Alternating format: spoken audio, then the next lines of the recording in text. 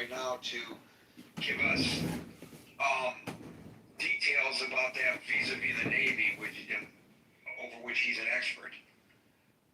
Deferred maintenance. How many gray hulls are dry docked right now or sitting at port, and for how long? Are we ready? Should there be an actual threat to our nation? Anyway, deferred maintenance, there's reduced training. I don't think you have to be a military expert to recognize that creates vulnerabilities in other global regions if forces are unprepared. Think Asia, think Taiwan, think North Korea, think China. I mean, really? Is that where we put ourselves right now? This vulnerability? The depleted stockpiles, the low supplies of advanced munitions, obviously, and you don't have to be a military expert like Hansen to know that weakens our overall deterrence capabilities against other major adversaries. And some of you alluded to this yesterday as well, talking about how Russia and China and North Korea and perhaps others are looking at this saying, gee, the United States is forcing itself into becoming some kind of a paper tiger. Now, I don't know whether that is actually true, but certainly based on the reporting of the Washington Post today, the article says, the title of the article is "The Pentagon Making Billions into Iran Wars Quickly Running Out of Money." Their lead is the Pentagon faces an urgent budget shortfall caused largely by the war in Iran, with some critical lines of funding set to run out within weeks. That's the top to their story. And there is a cascading effect beyond the military, right? And again, I'm not an economic expert, but I don't think you need to be one to recognize that massive wartime spending adds pressure to national debt limits. It affects domestic budgets, and perhaps most importantly, I feel, this is Gary's analysis, there's a potential restricting of future defense agility. Not good is how I would rate this. NG, not good. So the question is, presuming the Washington Post is correct, the Pentagon is running out of cash. But I asked the question, is the Pentagon running out of cash? And of course, implied here is, what the hell does that mean and what do we do about it? So with that introduction, I will start grabbing you guys and demanding that you speak into the microphone. And I will start today with Scott, followed by... Yeah, I actually read this article and did I was going to do a room about it earlier today because I thought it was really interesting. Yeah, I mean, headsets kind of got to go hand in hand now, apparently to the hill. Yeah, I think this is the realities of war, right? And war is not free. And I mean, I think there's a twin factor. A, as you said, guys, the war is unpopular. And no, that doesn't mean it's wrong. I mean, you know, or right. I mean, but I mean, you have to factor this in. I think that one thing any commander-in-chief now, for the foreseeable future, has to take into consideration is that you take military action in the wake of Afghanistan, which we left horribly, Iraq too, which was wildly unpopular and largely looked at as a failure. If you were doing this stuff after Iraq One, it's very different, right? After Iraq One was one of the most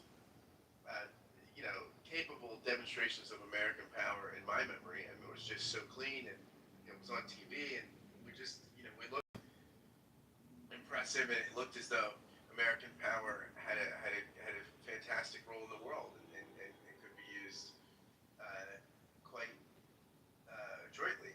That's not how we feel these days. I mean, Donald Trump largely is president because of the failures of neocon foreign policy and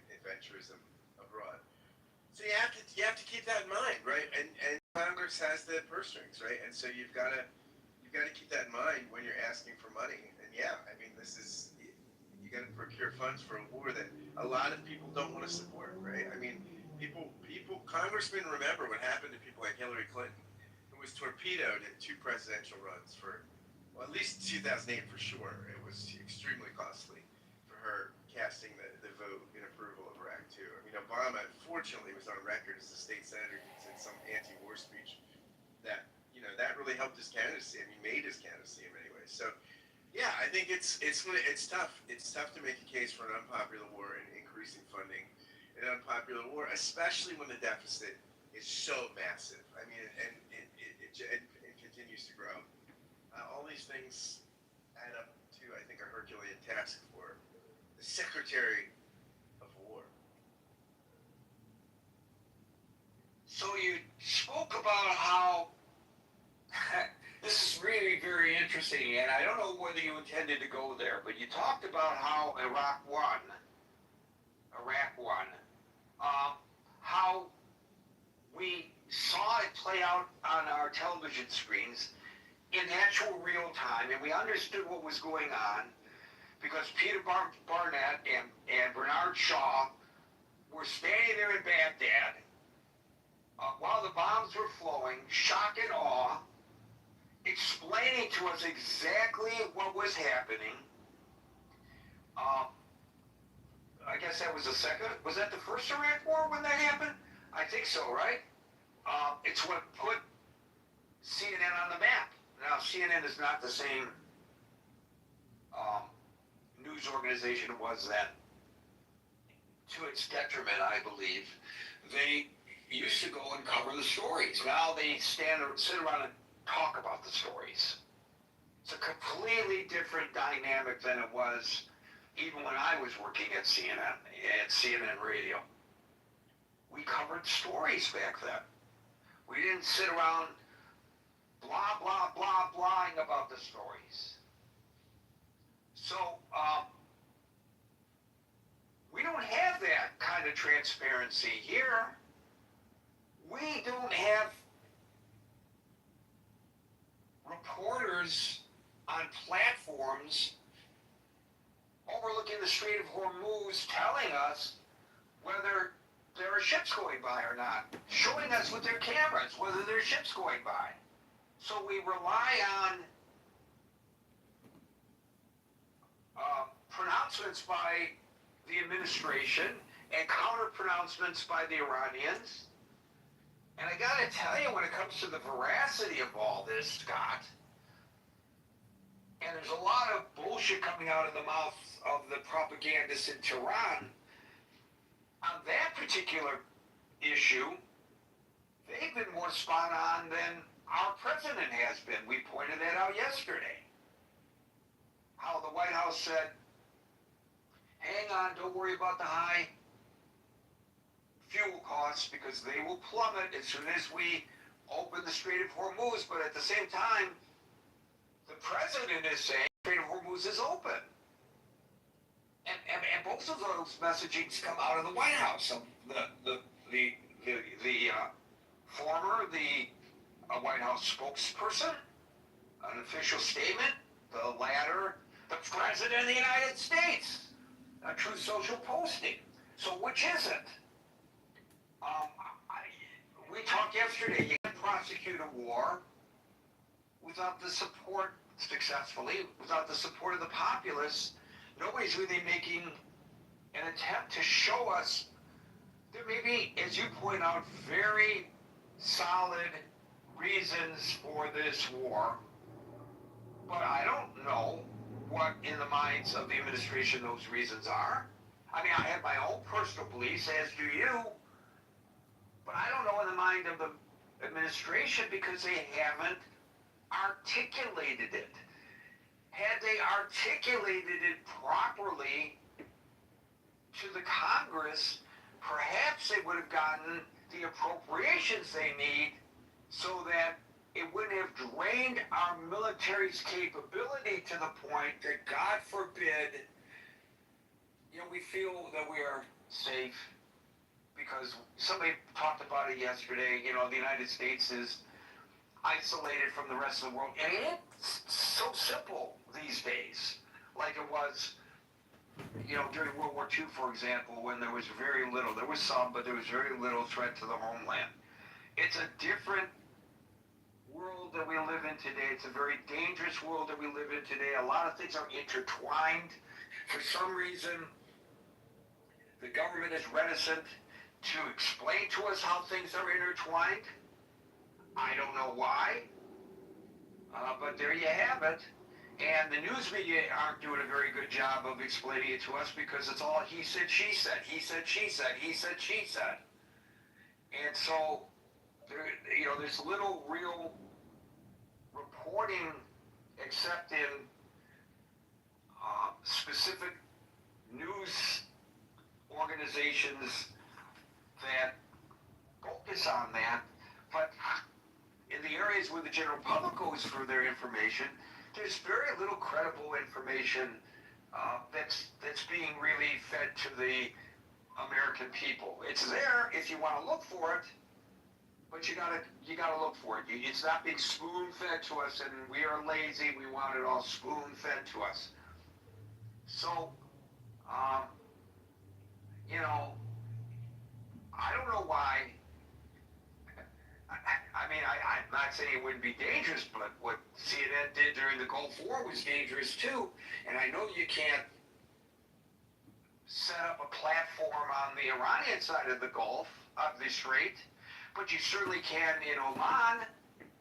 I don't know why we're not seeing daily images coming from Oman. When the war in Ukraine began, we watched on whichever cable channel we preferred, we could see what was going on there. We could see as the bombs came in. We had reporters on the ground telling us what was happening.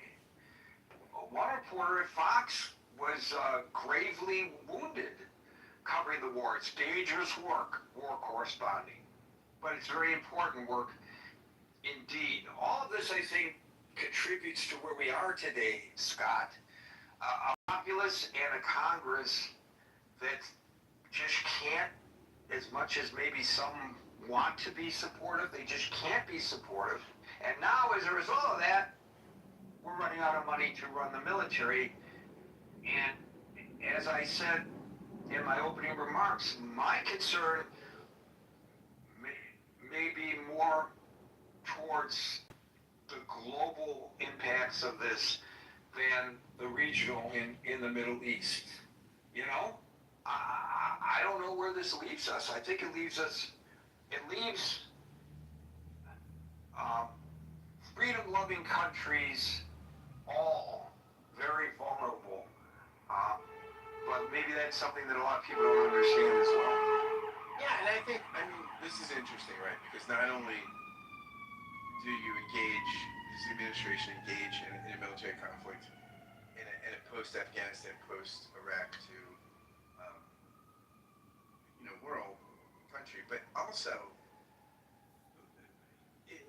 it's in an age, I mean, there's a skepticism about international institutions. It's one of the reasons I think Trump got elected. And also, he's damaged the relationships further with those institutions, right? So, I mean, it's tough because we also have to go it alone, right? Which increases the cost of these kinds of endeavors, right? So, yeah, I mean, it's a big matzo ball, Gary. I don't think it was very nice of you to denigrate matzo balls that way. I'm a big supporter of matzo balls. Thank you, Scott. We'll go to Anson, who I'm really interested in hearing from today, especially, and followed by Gabe. Well, first of all, it's been almost 40 years since I was in the Pentagon, which was my last duty station. So I'm not an expert on any of this kind of stuff now. Is the Pentagon running out of cash? I doubt it. If you've got a carrier battle group that's just in the United States and conducting training and goes to sea periodically, but you've got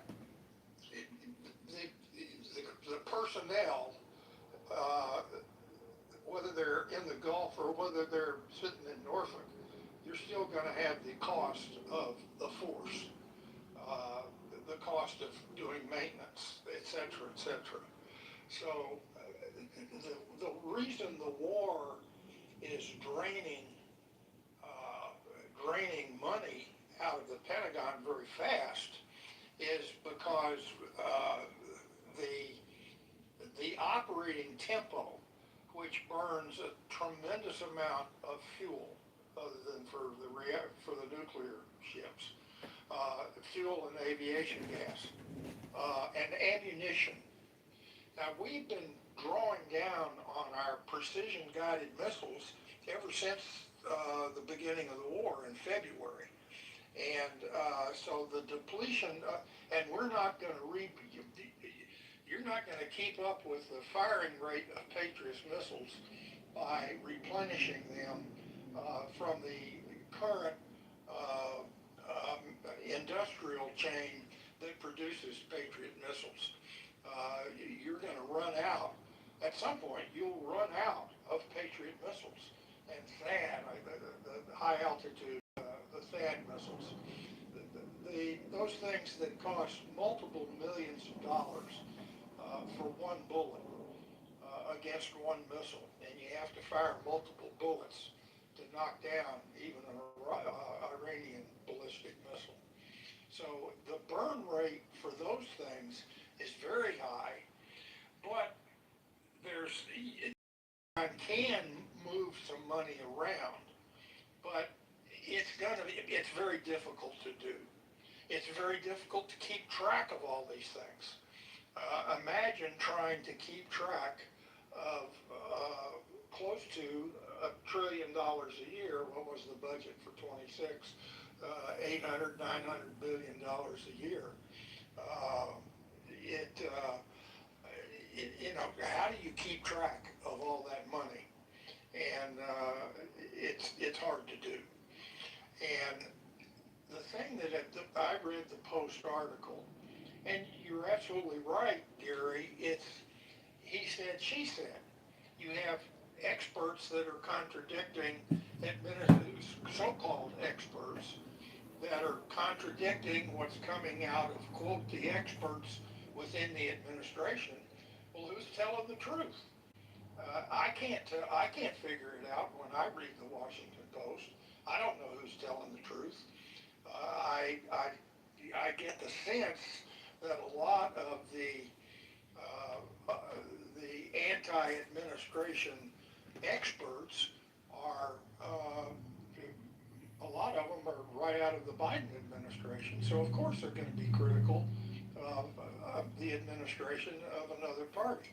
Where is ground truth? I don't have any idea. Now, go back to what we call Iraq War, which I call the first Gulf War, and Iraq II, which was the invasion of Iraq. Remember, we did not invade Iraq during the first Gulf War. All we did was kick the Iraqis out of Kuwait. And there were a lot of war hungers that wanted to keep going all the way to Baghdad during the first Gulf War in the early 1990s. But very wisely,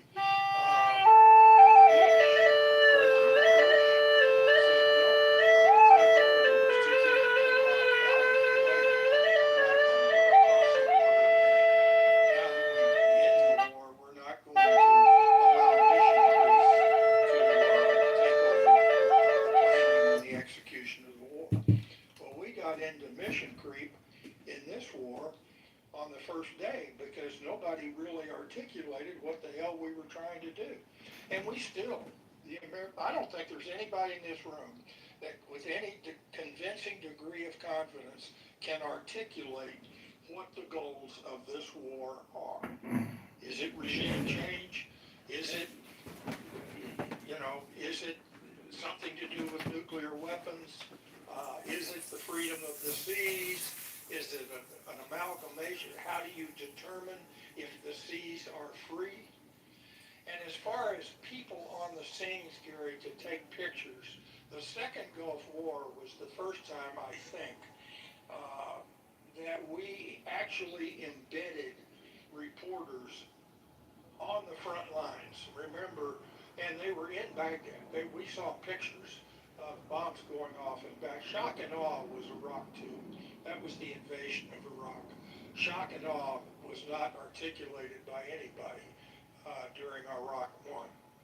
Iraq One was the first time we saw pictures after the fact of precision-guided missiles hitting trucks and tanks and small buildings and that kind of thing. That's the first time we ever saw that kind of imagery coming out of war. And today we're seeing it. CENTCOM is publishing those photographs. But what do those photographs mean? I can't tell. I can't figure out how many days have we been since the MOU went south.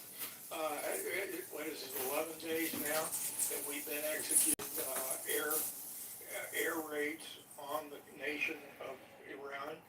And I think almost all of those, pretty much almost all of those, have been along southern Iran to try to somehow prevent them from closing the Straits of Hormuz. And we've been unsuccessful in doing that. So you could take, if you chartered helicopters in Oman, you could take pictures of ships moving in and out of the Straits or not moving in and out of the Straits. But those pictures, again, they have to be interpreted by people that know what they're talking about. We've had what it was a report that an oil tanker was hit by, quote, unidentified objects, caught fire, the crew got into lifeboats and abandoned ship.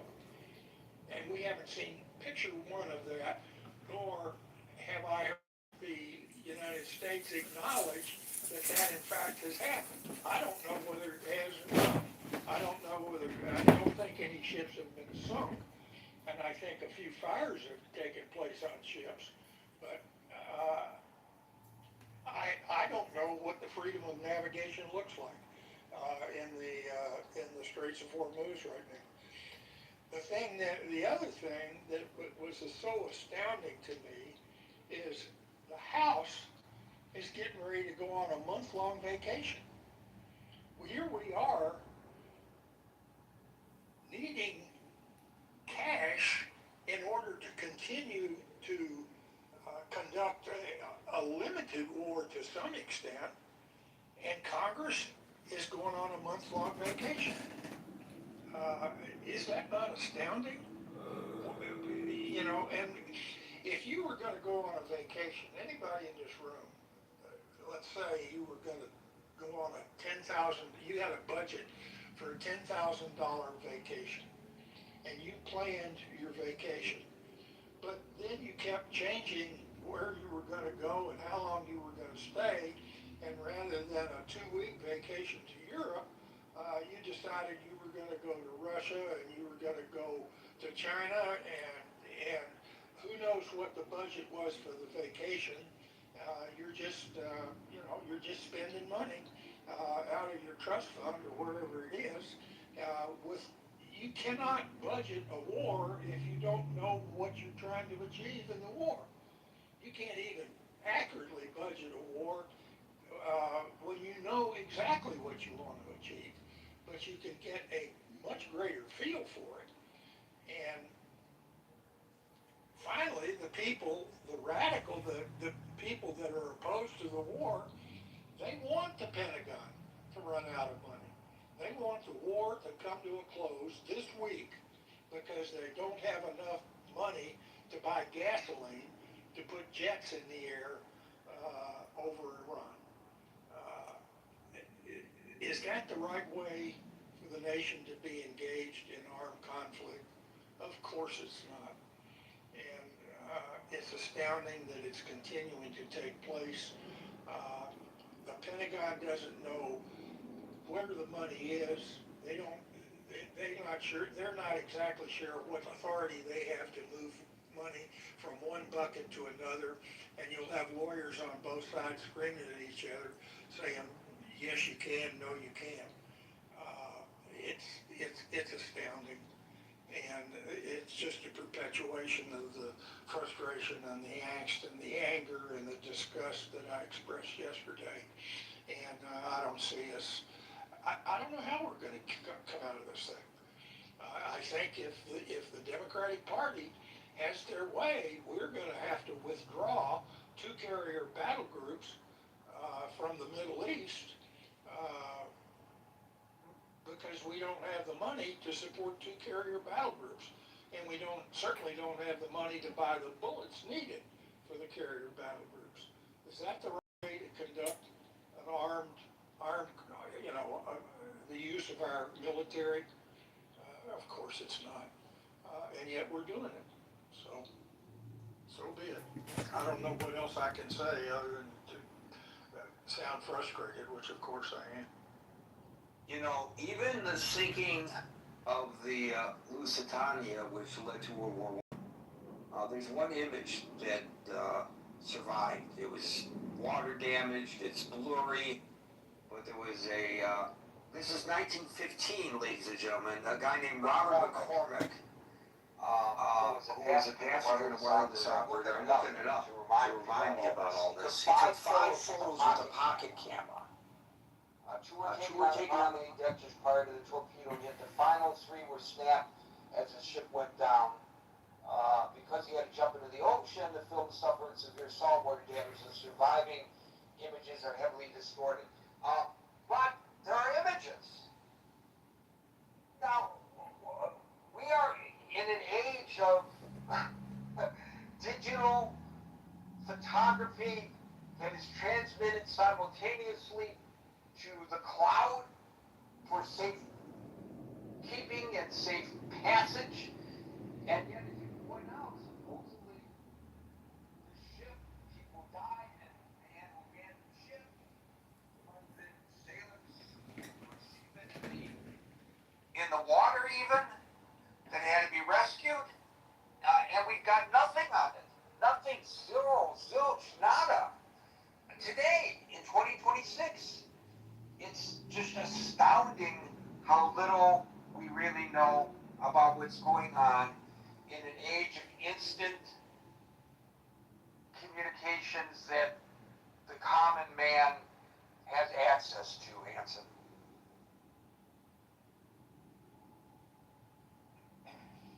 I'm not sure pictures, a picture of a sinking oil tanker would be used, I suspect, not to perpetuate and continue the war.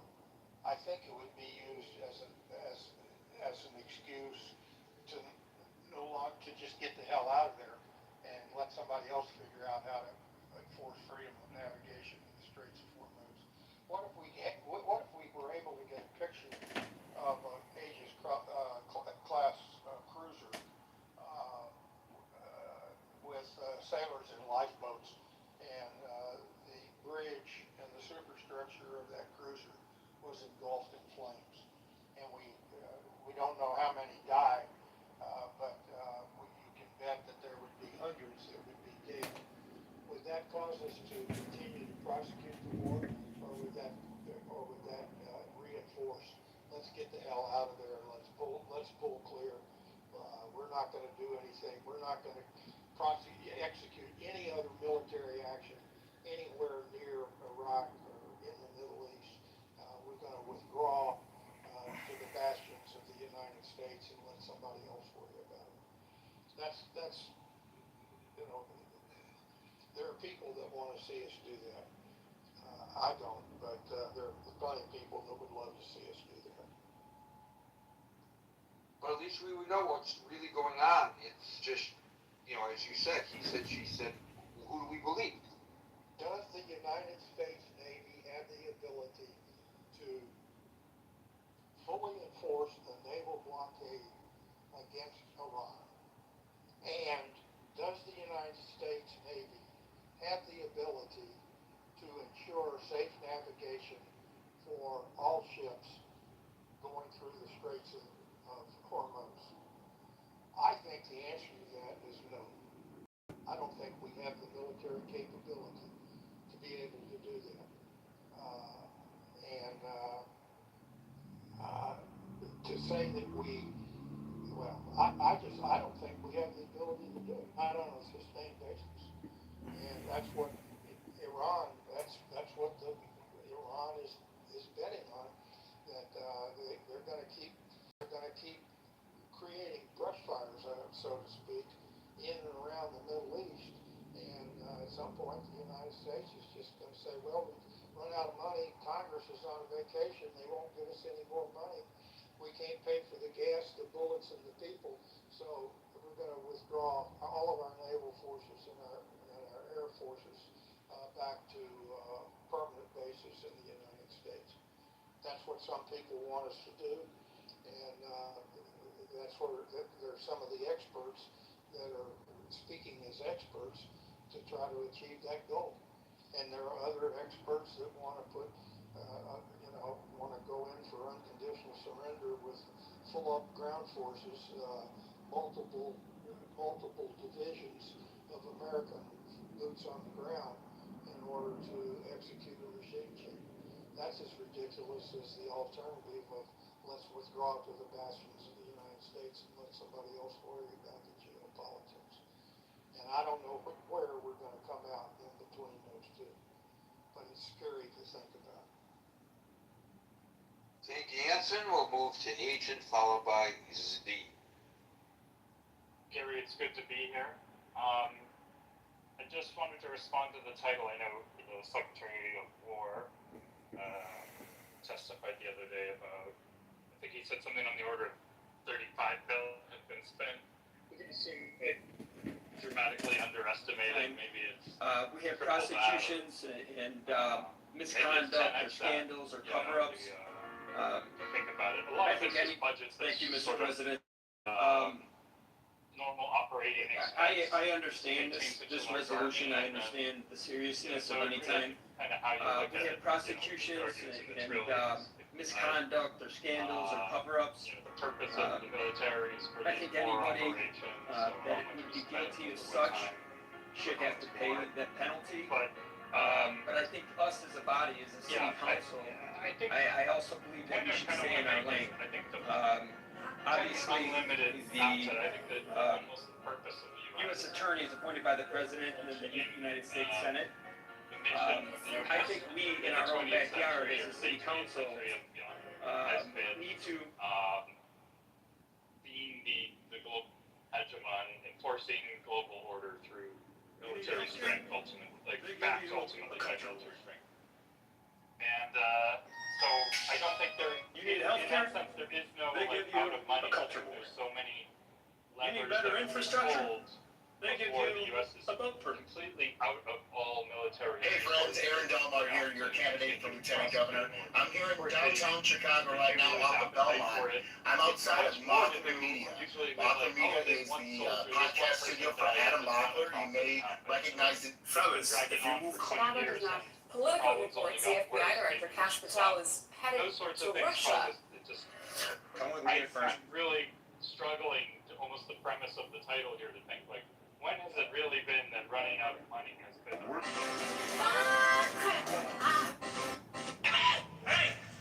Meaningfully shifted its priorities to become this reform. I don't think that's. I think that's the money disappears when it needs to in order to feed the beast. I don't know. That's just how I see it. As far as someone was saying, what is the purpose? Maybe once on the first day of I think it's pretty administration, obvious. I think after number one, inauguration, there was I a went legit to nuclear threat. meet with a Nobody number of said friends Israel, but Israel, who the elephant in the live room, in a building that is controlled by and what's a driving all of real this, estate organization. who's being, I think that's clearly important, and nobody, it's just On the first day, uncomfortable for people for various reasons to disagree just with everything say, that you're saying. The way just your name position it, I is guess, but getting framed is the USA is inextricably married to Israel, and now there's moves to merge the intelligence apparatus, the military apparatus, when it comes to giving benefits and recognitions to people. There's things that they keep trying to slip into bills that say if you've served in the IDF, it's considered equivalent to having served in the U.S. military, so for veterans benefits and things like this. So it's just, this is the way we're going. We sort of have a two-state nation, in a sense. I think you're now crossing a line. I'll walk it back a little bit. I don't mean to get carried away on that, but the point is, this is important, but the other, so we've accomplished the nuclear objective, which was to maintain some stability in the world on a number of levels. And then the second thing is, we've always maintained freedom of navigation. You know, we've been the Navy of the world to maintain this. It's fallen on us. And if we allow things to go to hell, if we allow pirates to or nations to hold other nations hostage, especially allies, especially strategic resource-producing allies, hold everyone hostage or for ransom or whatever it is, credibility falls apart. The whole apparatus starts to disintegrate, and we're not there. There's been some political camps. I used to be a fan of Ron Paul. I mean, in some ways I still am, but there's that. I'm not all the way. Certainly his way of thinking, which is like we should just be completely isolationist, let the chips fall where they will in the rest of the world, which would just be war and chaos, and it would be World War III, where everyone fighting amongst each other for the, to reestablish what the U.S. is providing ultimately, which is that splitting. So the U.S. has to step up. We're the only ones resourced to do so. We've had almost a sort of monopoly on naval enforcement. So if we let it go, then we'll let everything else go. After we hang up the phone, I want you to go to your camera option. I don't think money then is no issue when it comes to this. And but the problem is, of course, it's very cheap. We're in the drone era. Welcome to Chicago I think they may drive us to that point. It's really up to George W. Bush took selfie after the Biden's inauguration. They are apocalyptic and cult in many ways. And they want to push things as far as they'll go until they're all wiped out. And if we back down, then they totally win and they can dominate the region, right? And it's just going to be more because they're going to still be a war with Saudi, possibly. A war with Israel, who they've really pledged. Their big is about destroying Israel. So, that's how it's going to go. So, you're between a rock and a hard place here. And I do think it's going to get worse, a lot worse before it gets better, just because the asymmetry that's present to actually get them to stop being able to choke off this region. It's going to take overwhelming force, unfortunately. We haven't built up to that yet. We haven't done anything. We're a totally peaceful. Because Iran is not a rational actor. Thank you. So I don't find it uncomfortable to talk about the Israeli aspect of all this. The Iranian government has two Satans in their crosshairs. The first one is Israel. The second one is the United States of America.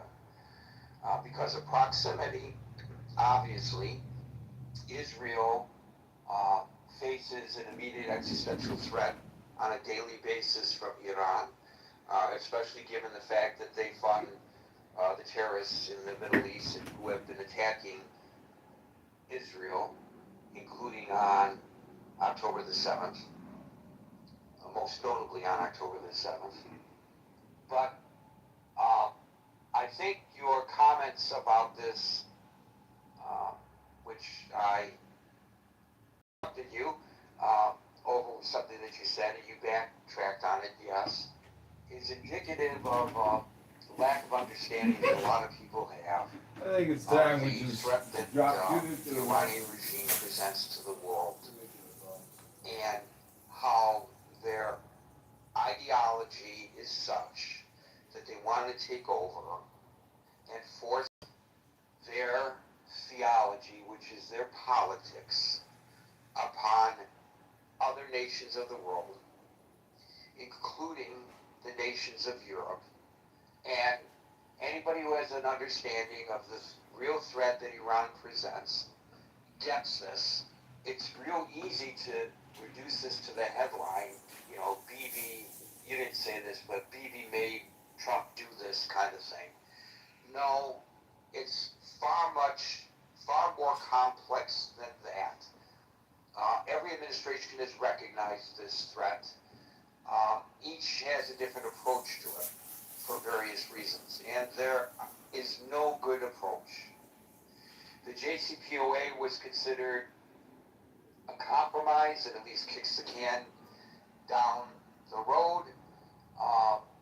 There are many who felt that that was not really addressing the problem, the issue, the threat that Iran presents. And by the way, the JCPOA was targeting Iran's nuclear weapons capabilities and aspirations. And that's not just Israel. All of the Gulf states fear Iran. These are Arab nations now, which Iran is not. But the Arab nations fear a nuclear armed Iran almost as much as does Israel. So it's kind of almost a naive approach to the issue. Now, you mentioned bills in Congress to give American citizens who are IDF veterans benefits. There is one bill, not bills, one. And it was introduced by two members of Congress, both Republicans, one from Pennsylvania and one from Ohio, which aims to amend Title 38 of the United States Code. It would offer educational, it would not offer educational GI benefits, but it would extend specific active duty safeguards found that American service veterans enjoy for employment and reemployment rights under the Uniformed Services Employment and Reemployment Act. I'm reading this from the synopsis of, you can look it up, HR 8445, go to congress.gov, you'll read exactly what I'm reading. That are given to American citizens, would be given to American servicemen, would be given to American citizens who have served in the IDF. But so what? So two guys entered a bill, big deal. There's zero support for the bill in Congress. There are huge legislative hurdles. People introduce bills all the time that they know don't stand a snowball's chance in hell. And there's a lot of pushback against the bill. Nobody is taking it seriously.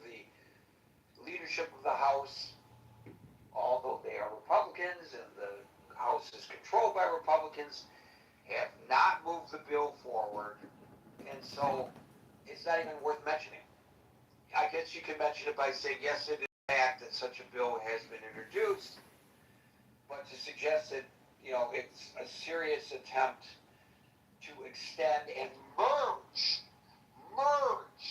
the IDF with the U.S. military, no, it's not an attempt to do that in the least. Even on the face of it, it would not merge anything. It should extend certain benefits to Americans who fight for the IDF. By the way, personally, I would not support such legislation. If you want to go fight for the IDF, you can have dual citizenship and go fight for the IDF, and then whatever benefits you can gain through Israel's system than you should gain from Israel's system. It has nothing to do with the United States, but it's not anything that stands any chance of passing. And I just want to minimize any impact your statement might have made, that might suggest to some people otherwise. Z followed by An, or Ian, or however you want to pronounce it. Ian? Agent. Thank you. Z, you're up.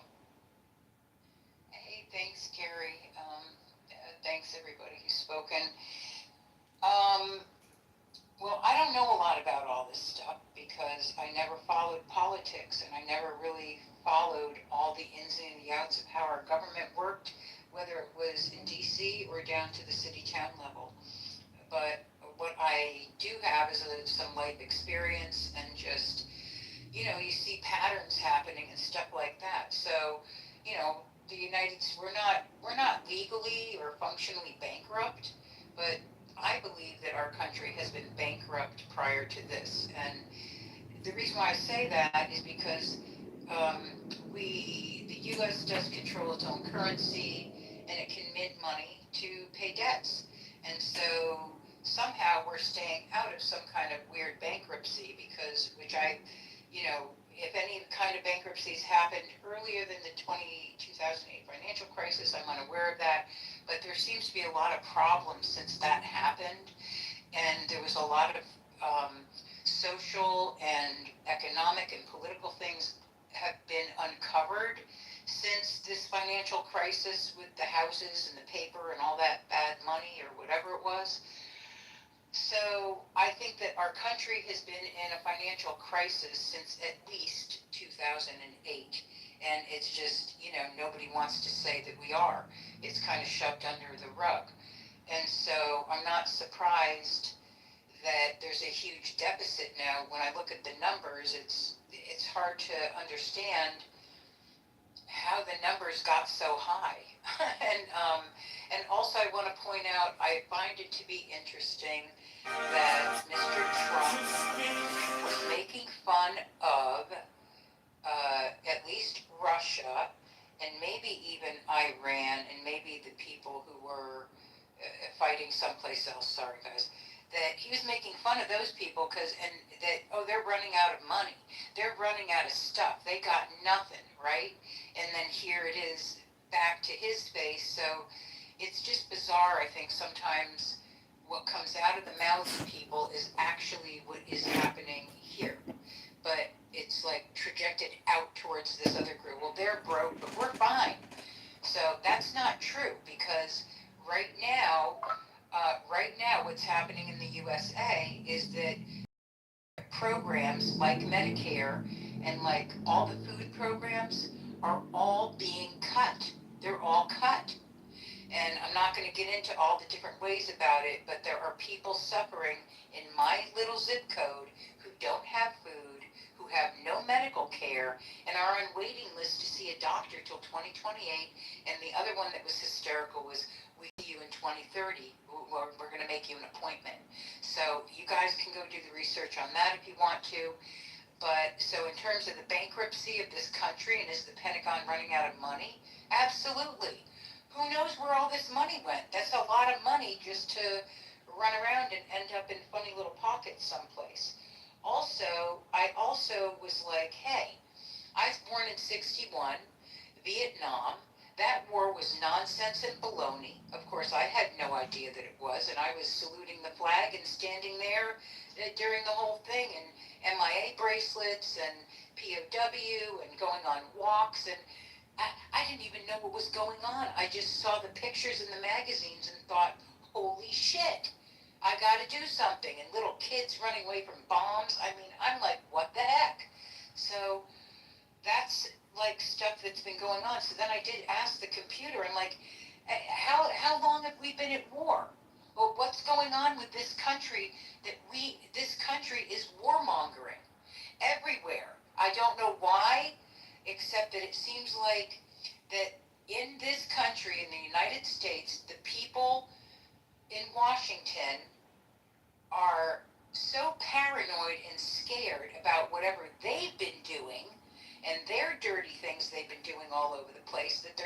paranoid and scared. They gotta go out and bomb everybody else. I know, Steve, you're laughing at me, and it's okay. I really appreciate you, and I've learned a lot from you. I am still kind of ignorant, and I'm learning.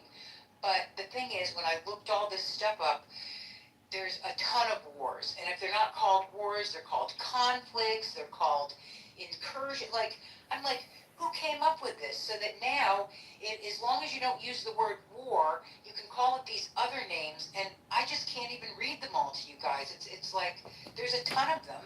And I just wish that, I wish what everybody wishes. I just do not believe that we humans should be fighting each other to the point of our own self-destruction, to the point where you've got people who work their asses off their whole life who now can't have food, and you've got kids who are watching and listening to everything the adults are doing. That's in every land. This is what kids do, you know, and it just makes me incredibly sad, very angry that this is, you know, born into a world of war, and it's still going on. But I'm grateful that I live in a country that I can say these things, and that I can disagree with people, and that I can make reports if I have to. Even if, you know, I am grateful for anybody who laid their life down for people here. And that's a lot of men and women. And that's the other part, is it kind of makes me want to cry, because it's like disrespecting people who already gave their life. And we just continue to loop in this bizarre, kind of insane thing while people say they believe in God. This is hard for me. So I just wanted to say that, and to say thanks. And I really do love all you guys, even if I disagree with you. I'm learning, and we're going to have disagreements anyhow. So thanks for having me up, and to everybody listening, I love you guys too. And thanks for participating and being here. And I'm done speaking. Thanks. Thank you, Z. Well, straight from the heart for sure. So Medicaid and SNAP, which used to be called food stamps. Food stamps, yeah. Yeah, they experienced unbelievable reductions from the One Big Beautiful Bill Act, and I would think that people who lost some of those benefits would question why that act would be called the One Big Beautiful Bill, because to them it certainly was not. It's the largest legislative cut to health care and food assistance programs in history. I cut 187 billion with a B from SNAP over a 10-year window. And there are restrictions to who can qualify now. You have to work or attempt to work or something like that. And there are income deductions and immigrant eligibility bans. And SNAP Ed was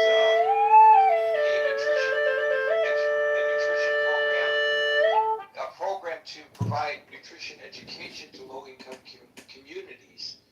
In other words, instead of eating chips, this is what you should be eating healthy. Gone.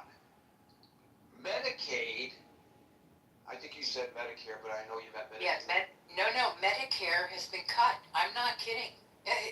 I don't know about Medicare, but Medicaid has been cut by $1 trillion. $1 trillion.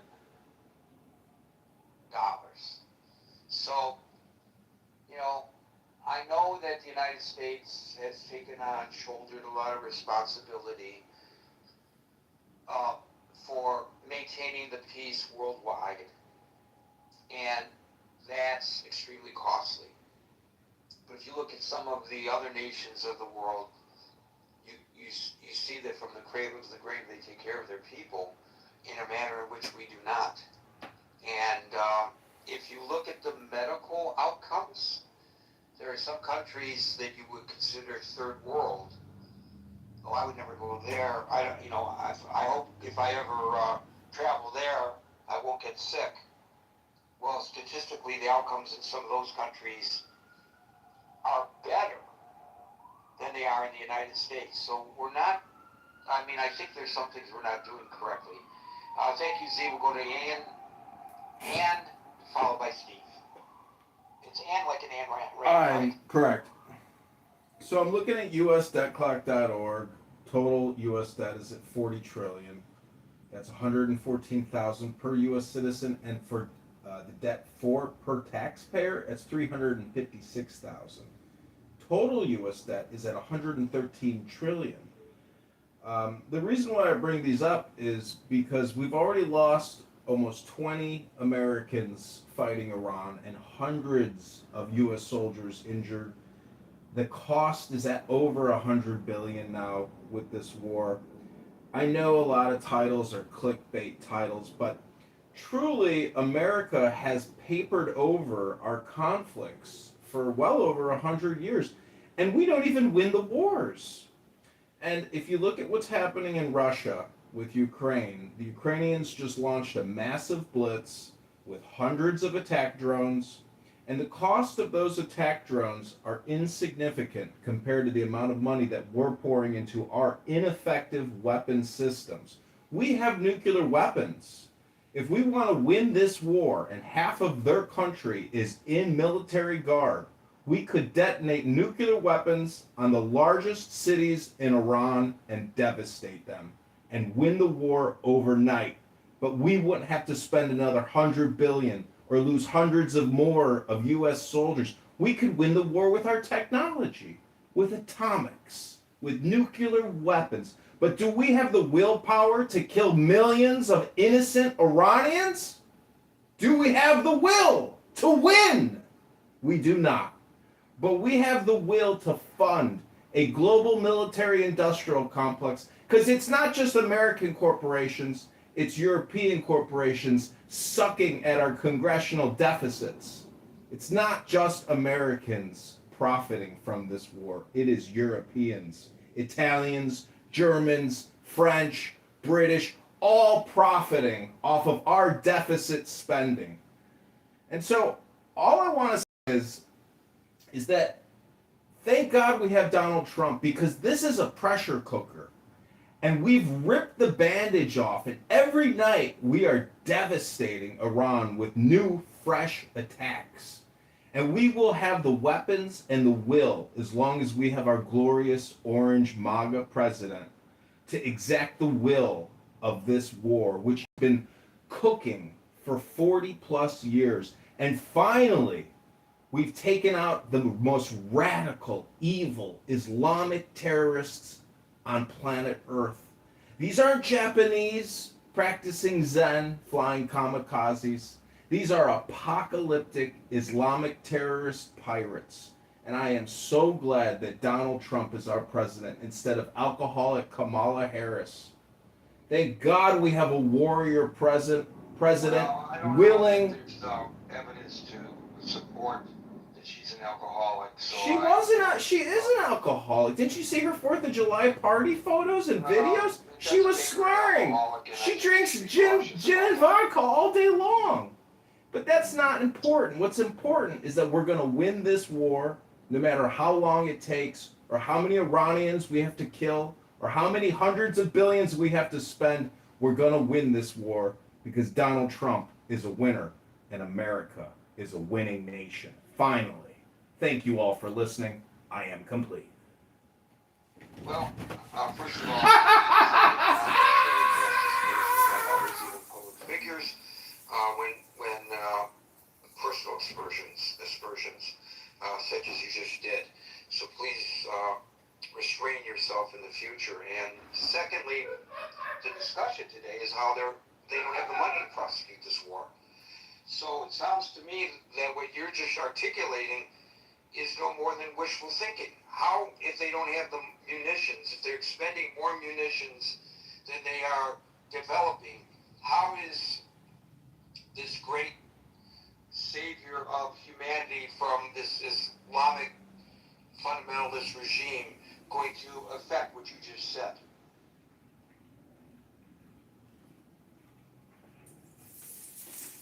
He's fired. I mean, I don't know if you guys have thought the whole. I don't think it's your turn. I don't think I it's know, your turn. but did you guys see the interview with Pete But I think Hegseth? you have to wait your turn and. But did you guys watch the interview with Pete Hegseth? Did you And watch it? so there you go from the stage. I just told you it was not your Gary, turn. I Gary, don't know if you sound like you're an English speaking individual. Gary, It was America, not your turn.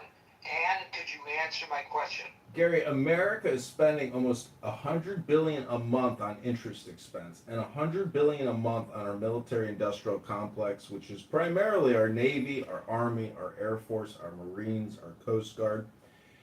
When our creditors are receiving all this interest expense but providing no product or service, at least our military at the cost of $100 billion a month. Question, and I would like you to answer the question that I asked you. If it's costing us more to expend weaponry now, and I'm saying it's costing us more in terms of materiel because we can't replace it. How do you expect the president is going to affect what you just predicted that he will in the future if he doesn't have the weaponry to do it? Well, see, as I was saying about Russia and the Ukrainians, we might end up buying drone attackers from Ukraine and flooding Iran with low-cost drone attacks. We are at that level where we have to start coming up with creative, financially, solvent and reliable solutions. That could be mass drone attacks. I'm just saying that if we wanted to end the war now, we could save a lot of money by detonating thermonuclear warheads in the major cities of Iran. More about that. We're not going to talk about using nuclear weapons in this war. That's insanity. Steve, followed by Tiger. Yeah, Gary. Here's a question I'd like everyone to think about. Let's say that we pull out of it. And let's say we just leave Iran to their own devices. And let's go further and say Iran, since there's no pressure on them, constitutes their nuclear program, develops better ballistic missiles, and decides to detonate a few of those across the Middle East. Now we know just from the limited amount of traffic that's been stalled through the Strait of Hormuz, the economic impact. Now given that, and given the potential for nuclear strikes on more than one country in the Middle East, what do you suppose the economic impact on the world economy would be? Well, that's an excellent argument, but that's not the discussion at hand. The discussion at hand is specifically the reporting by the Washington Post and previously by others that we're weeks away from running out of money to prosecute or persecute this war, depending on what perspective. And you know why we are, don't you? You know why we're in this position.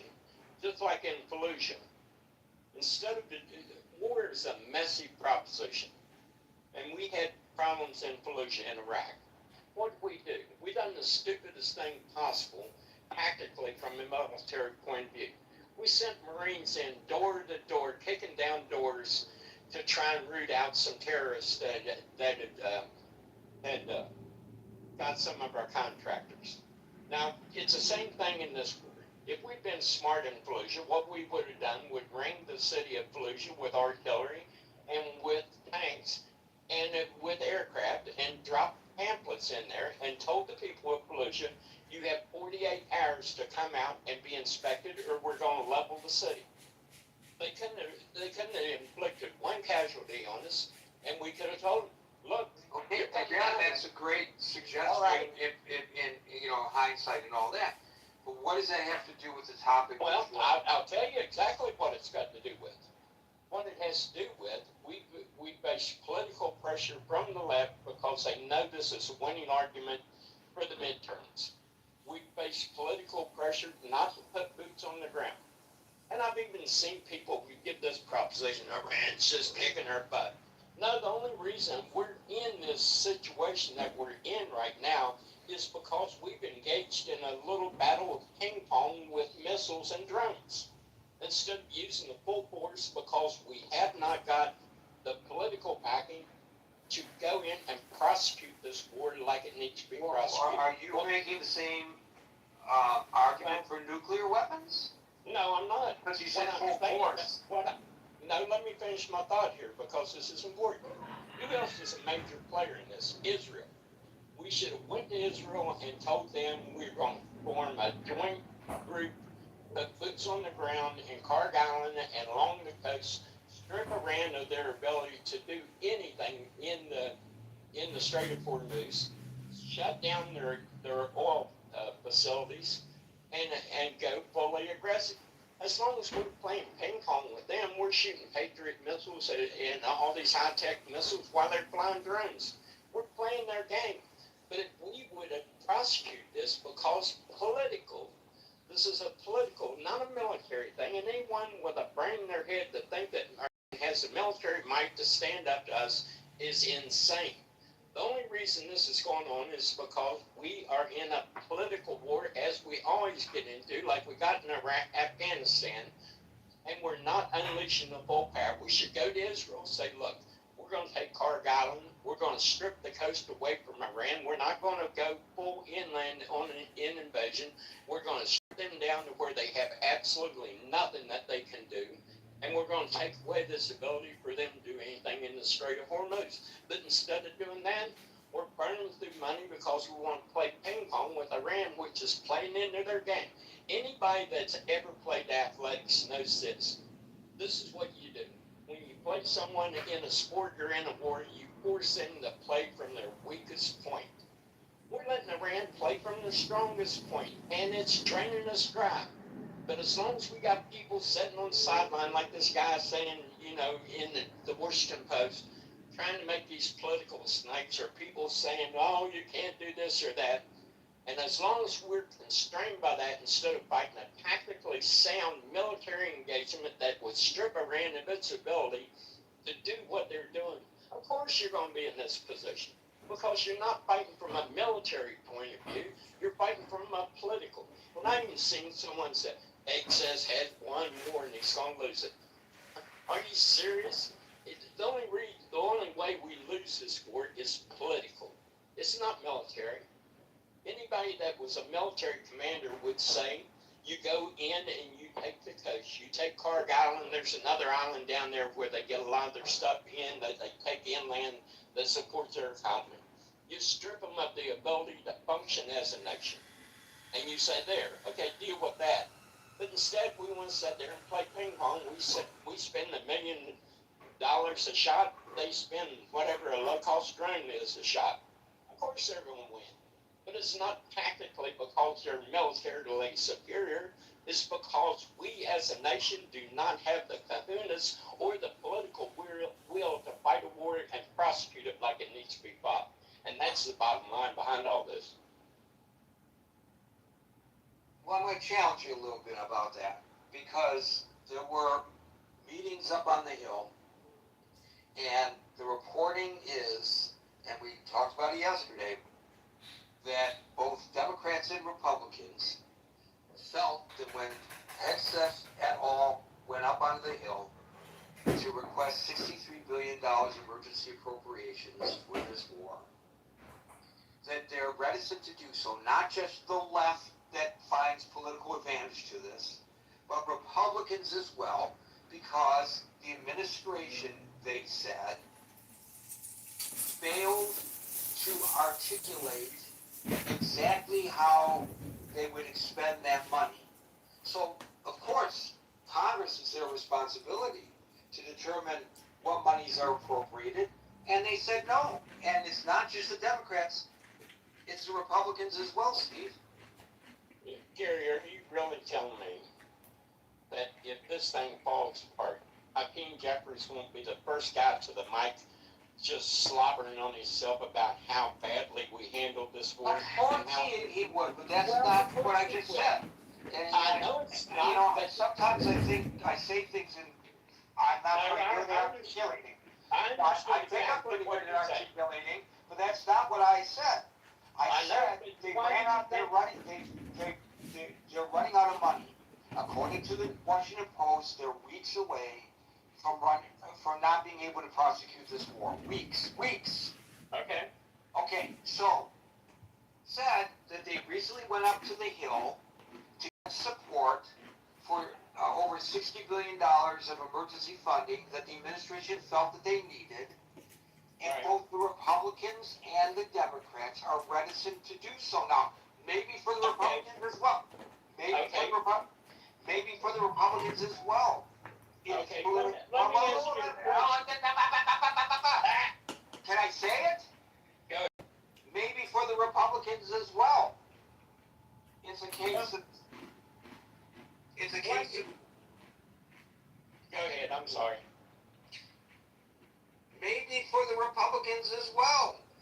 It is a case of they're looking at the midterm elections and they don't want to appropriate any more money before the midterms. I don't know their reasoning. Well, of course it is. But I do know that in interviews with the media, several of them said the reason that they were not amenable to this approach to give them the money that they need is because the administration hasn't been able to give a clear-cut answer to them about what is the mission and what are you going to do with the money.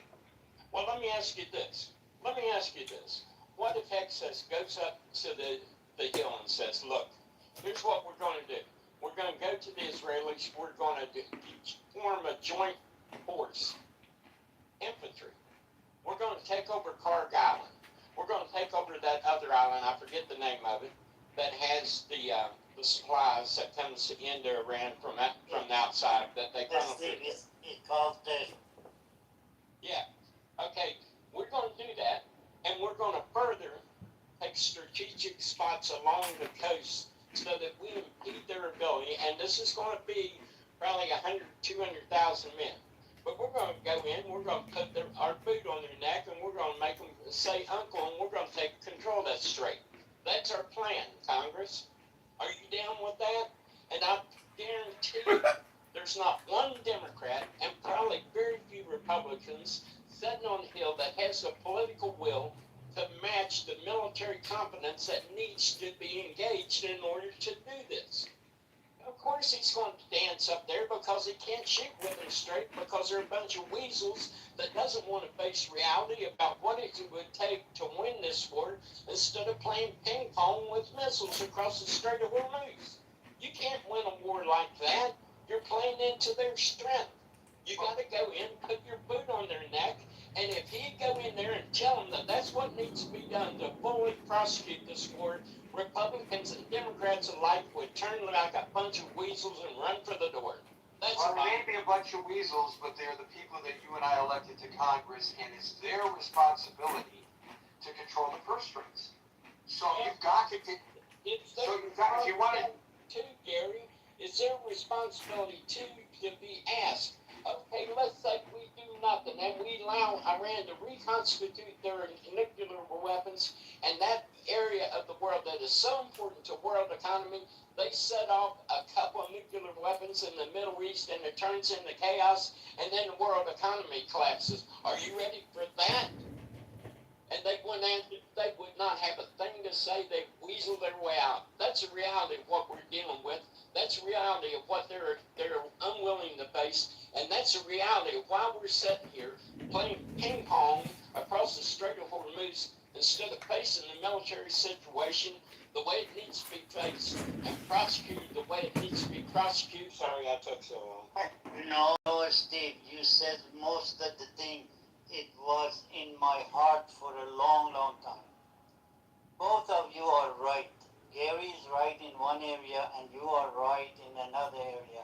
The only thing we're missing in here is they have elements inside our government. They have elements all over the place, and we don't have shit over there they can help us. And these people, you think Iran didn't know it's going to get to this point? These mullah, they didn't know it's going to get to this point. They didn't know the Congress is going to fight the president is going to fight the Congress, and then the peoples, as soon as they get pinched in the pocket a little bit, they're going to go wacko they are over there. Not a single Iranian can get up and say why my rent from 5 million jumped to 5 billion. They don't have that ability, but we do have. We extreme, we do. This is the part I don't understand. I'm probably never gonna understand until I die. This war shouldn't be in this point. This war should be done. The first 12 days of attack cut these mullahs, these murder, hands down. And all of a sudden, President Trump says, ceasefire. Actually, the So, word Freudian slip because of this. that doesn't make sense to me. Passover.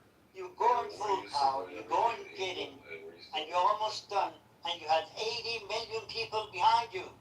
This is the part I don't understand. 80 million people.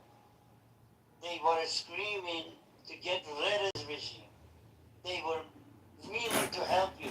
That's what they did to Mossad. Mossad lived in Tehran for many, many years. By themselves? No, with the help of people. And you got this administration bypassed that, says ceasefire and very good. Negotiation.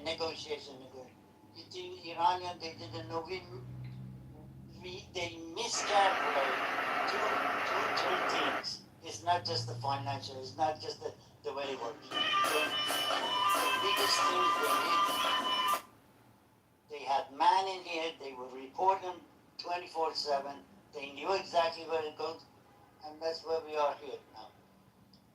It wasn't hard to get those two islands. That's what I don't understand. We are broke. Well, they did it. Maybe there's a reason behind it. You, Steve, don't know. I don't know.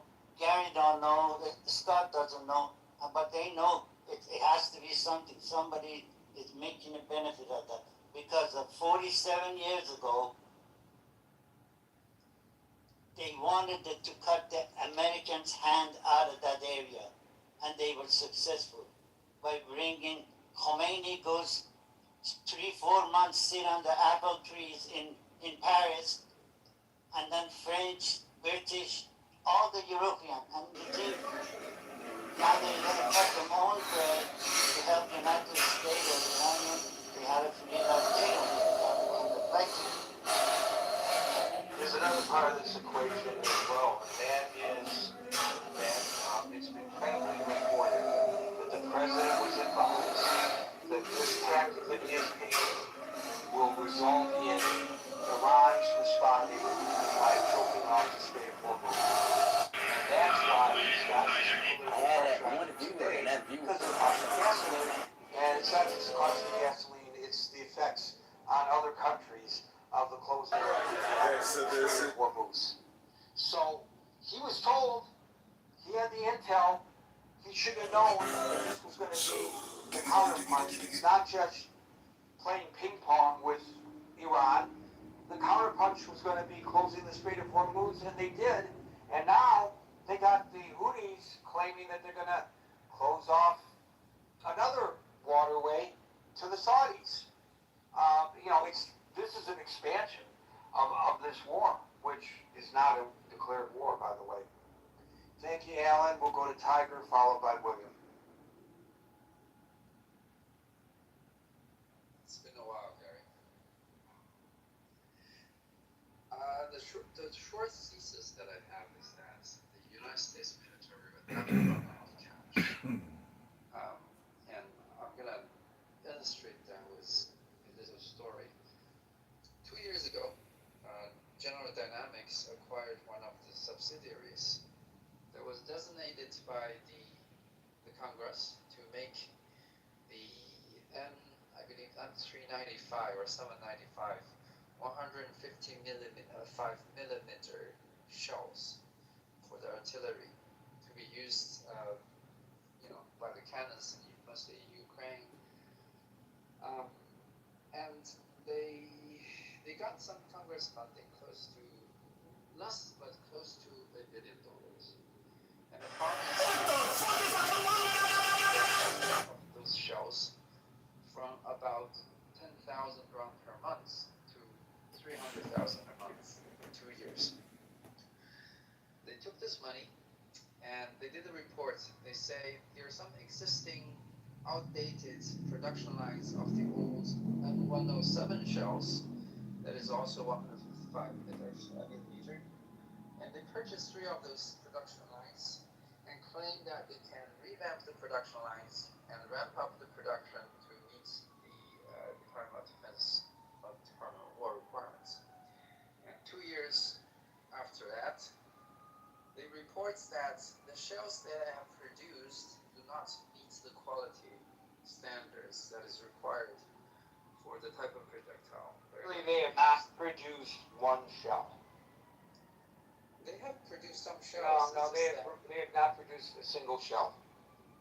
They haven't produced a single shell as required under the contract. They've not produced a single shell as required under the contract. It's worse than what you were suggesting. Like you say, as required. So you know about this story, Gary. So maybe you can tell us.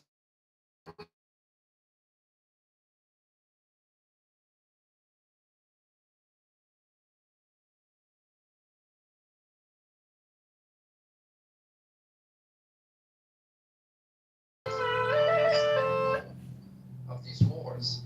I think one of the goals is to use the war as an excuse not only to enrich some people, but also to try to increase the productivity of the United States industrial base. And despite the fact that they have produced no usable shells after close to $1 billion of funding, in a way they're achieving that. And despite the fact that the United States is $40 trillion in debt, it is clear since the United States has the power to create liquidity out of nowhere, and when they get injected into the U.S. economy, most of that gets parked in the U.S. assets. That will basically show up as appreciation of the U.S. stock market. Everybody is happy. People are getting rich. Economy numbers will look good. It's an afterthought what happens in Iran, in a sense. It's also an afterthought for this administration, at least, what will happen in the long run to the U.S. debt. And I think that's something that the American people should really be vigilant about. And after all, my assessment is that the Iran war, regardless of the results, will not advance U.S. As long as I know that you're listening, John, I just want to share with you why I'm confused. So you can just listen. He said, I don't know everything. I admit it.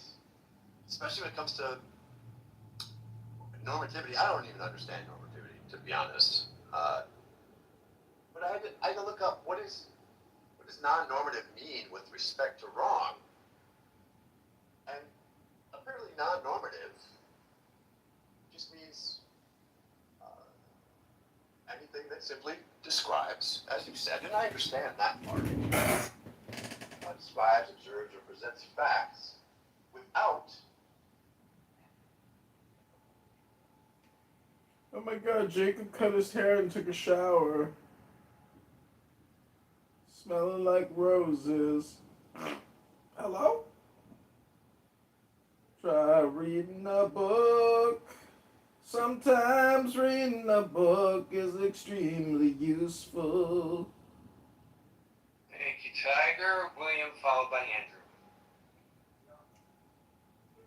Okay, I've got about 5 points, and some of them are brief. One of the things was cameras. We have plenty of cameras mounted on the various military platforms that we're deploying, and we've got satellite footage and all kinds of images. So if we wanted to deploy or educate the public with those images, we certainly have the material capacity to do so, and probably have safety images. Let me just interject by saying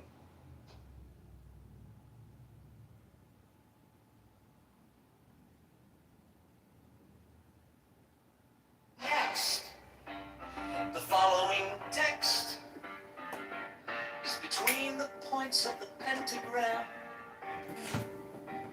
starting at upper right. The words below are arced in a circle.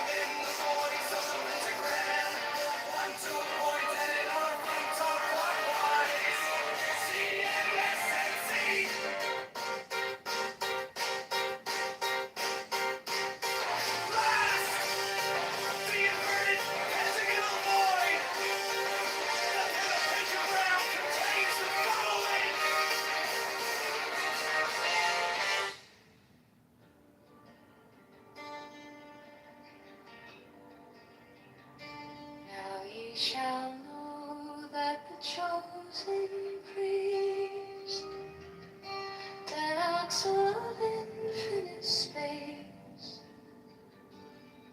is the prince, priest, the beast, and in his woman called the Scarlet Woman is all power given. They shall gather my children into their fold.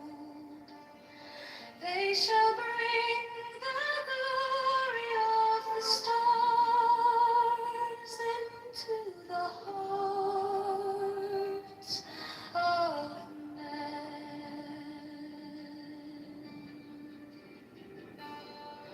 16, for he is ever a sun and she a moon.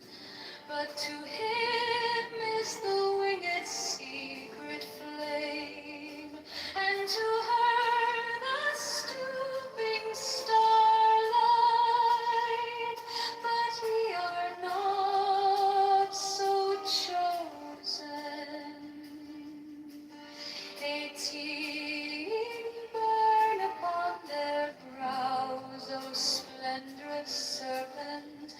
19, oh azure lidded woman, bend upon them. 20, the key of the rituals is in the secret word which I have given unto him.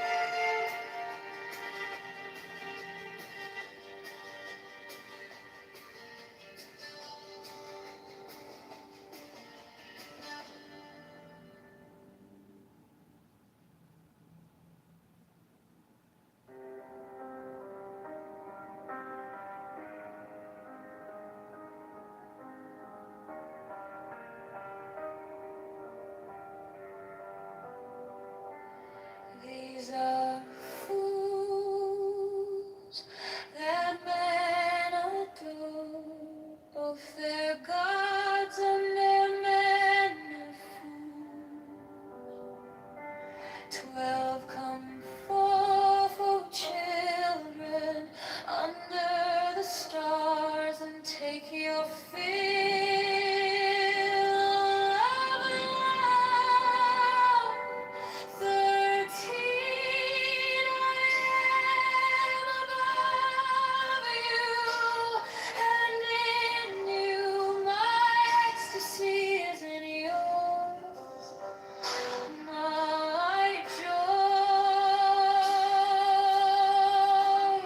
is to see your joy.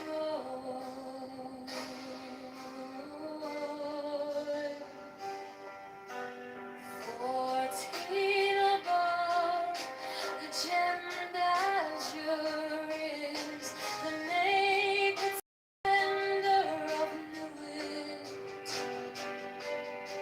She bends in ecstasy to kiss the secret ardors of Hades.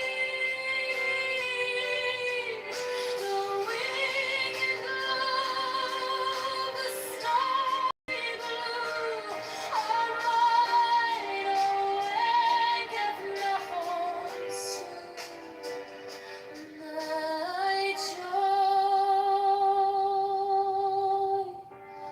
is to see your joy.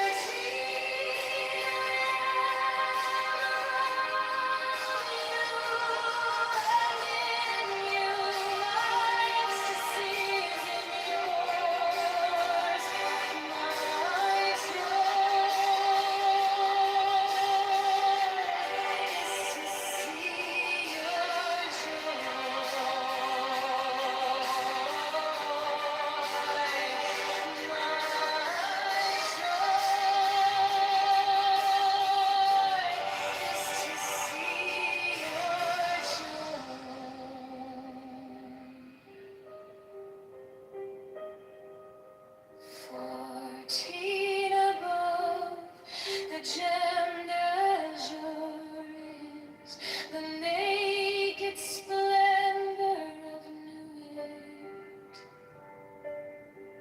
She bends in ecstasy to kiss the secret ardors of Hades.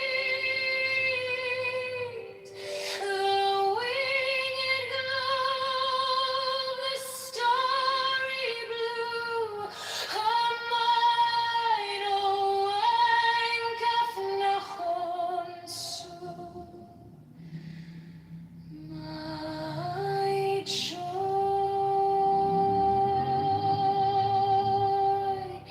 is to see your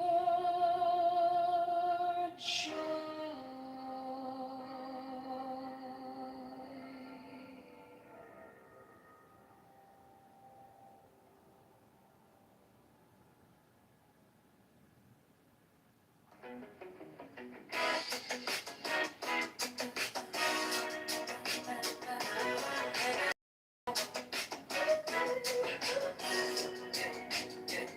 I was waiting for a sign to start, like a map drawn out in the dark. Now the city's calling out my name to choose a brand new path. Tired of watching from the side while the streets and dreams collide. So I take one step.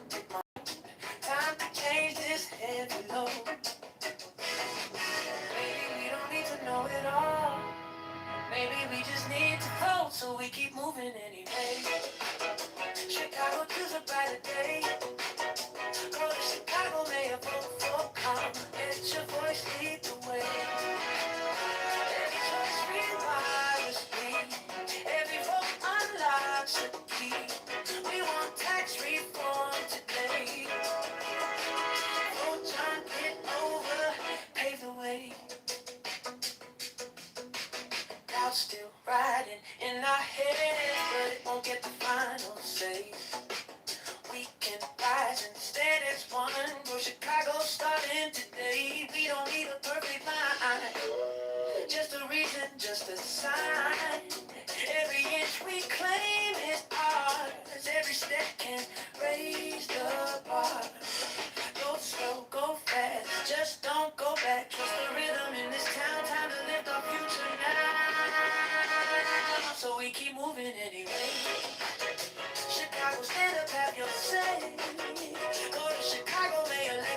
ground. Lord John Kitover today. Every choice rewires me. Every vote unlocks a key. We want tax reform right now. Oh, Chicago, rise up now. Mine is the head of the man, and my insight is keen as the hawks. By my head I invoke thee. I am the only begotten child of my father and mother. My father is dead. My mother bore me with labor and pain and fear. By my body I invoke thee.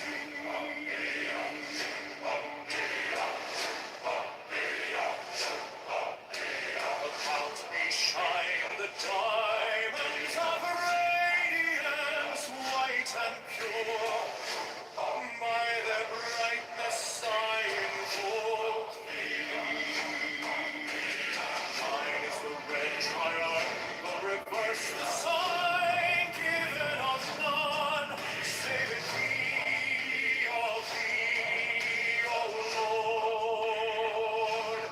By the Lamed I invoke thee. Mine is the garment of white, sewn with gold, the flashing of day that I wear. By my robe I invoke thee. Mine is the sign of prophets and Typhoon. By the sign I invoke thee. Mine is the turban of white and gold, and mine the blue fear of the intermediate. By my crown I invoke thee. My fingers tremble on the beat of pearl, so run I after thee in thy car of glory. By my fingers I invoke thee. I bear the wand of double power in the voice of the Master. Abracadabra. By the word I invoke thee. I know the dark blue waves of music in the song that I made a whole to invoke thee. Strike the master chord, draw the flaming sword, chant and conquering Lord, Horus Avengers.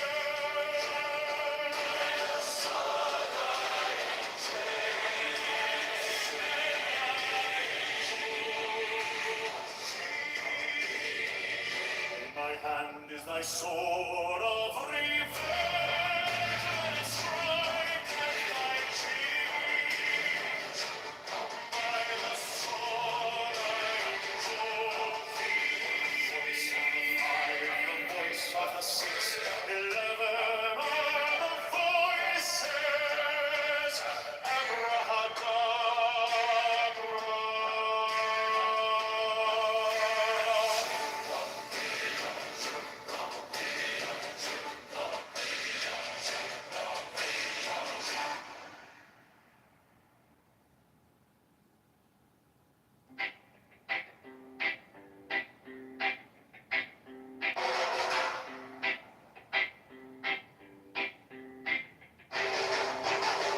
Mine is the head of the man, and my insight is keen as the hawks. By my head I invoke thee.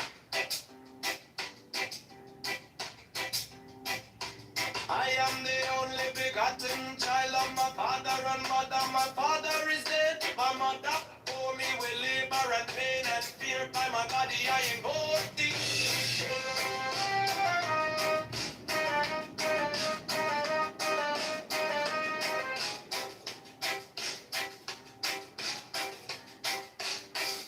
Let me shine the diamonds of radiance, white and pure. By the brightness I invoke thee. Mine is the red triangle reverse, the sign given of none. Save it be of thee, O Lord. By the Lamb and I invoke thee.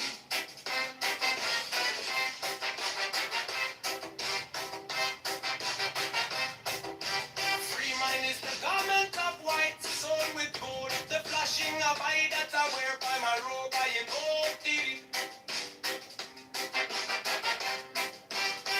Mine is the sign of a prophet and typhon. By the sign I invoke thee. For mine is the turban of white and gold, and mine the blue vigor of the intimate hair. By my crown I invoke thee. My fingers travel on the beads of pearl, so run I after thee in thy car of glory. By my fingers I invoke thee. I hear the ones of double power in the voice of the master. Abraham, by the word I invoke thee. Be mine are the dark blue waves of music in the song that I made a bold to invoke thee. Strike the master chord. Draw the flaming sword. Child and conquering Lord. Horus, avenger. By the song I invoke thee.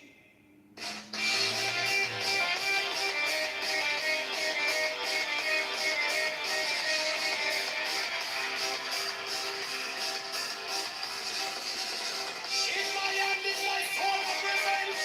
Let it strike at my bidding. By the sword I invoke thee. The voice of the fight, the voice of the 611, and the voices. Everyone of love.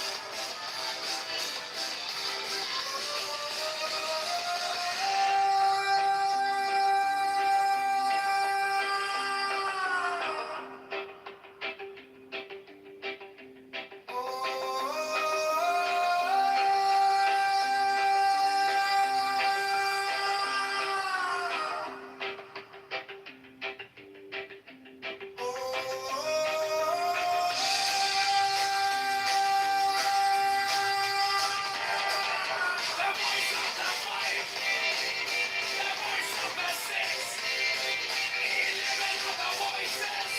Everyone of love.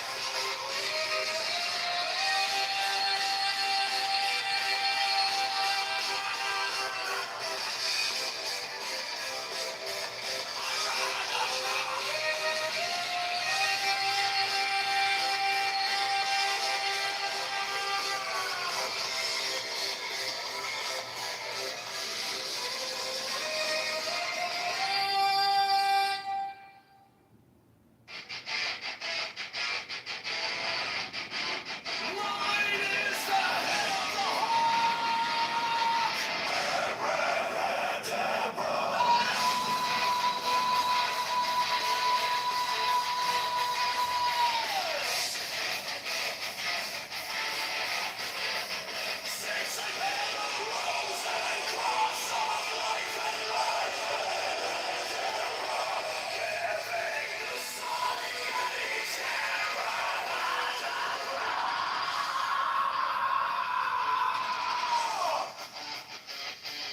remaining in the sign. The invocation concludes. Therefore I say unto thee, come thou forth and dwell in me, so that every spirit, whether of the firmament, or of the ether, or of the earth, or under the earth, or dry land, or in the air, of rolling air, or of rushing fire,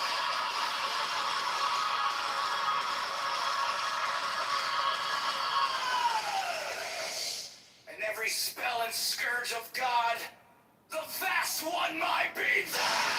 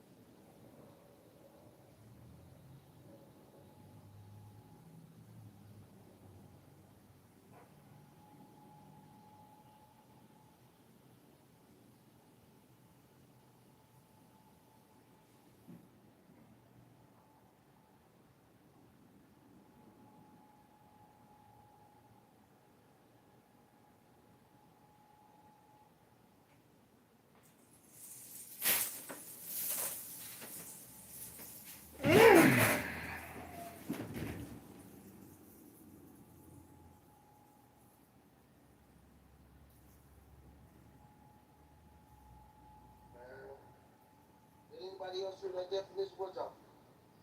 Well, the accent's actually finer. You know, like, you know, straight to it, like less this year's definition. But based on what he was saying, I wanted to know what. Asking me a question, Alvin. Thank you so much for that. That was a great exercise, Alvin. Thank you so much. I appreciate you. David, what's up? Yeah, I've got a question. I just wanted to apologize for everyone today. Oh no, don't worry about it, David. I'm only messing around. Well, we kind of ruffled it. We roughed in here, don't worry.